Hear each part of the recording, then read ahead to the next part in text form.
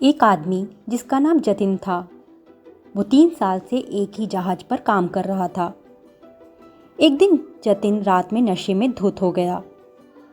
ऐसा पहली बार हुआ था। कैप्टन ने इस घटना को रजिस्टर में दर्ज किया। जतिन आज रात नशे में धुत था। जतिन ने यह बात पढ़ ली।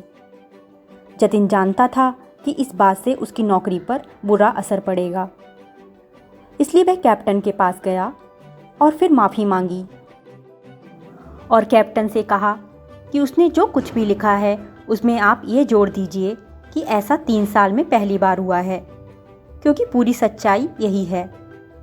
कैप्टन ने उसकी बात मानने से मना कर दिया और कहा कि मैंने जो कुछ भी रजिस्टर में लिखा है वही सच है।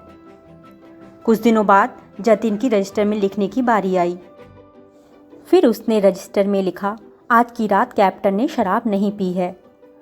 कैप्टन ने इसे पढ़ा और जतिन से कहा कि इस बात को आप या तो बदल दो अथवा पूरी बात लिखने के लिए आगे भी कुछ और लिखो, क्योंकि जो लिखा था उसे पता चलता है कि कैप्टन हर रोज़ रात को शराब पीता था।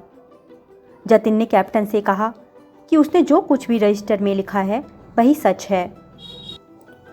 दोनों बातें सही हैं, लेकिन दोनों से जो संदेश मिलता है वह झूठ के समान है। दोस्तों, इस कहानी से हमें 2 बातें सीखने को मिलती हैं।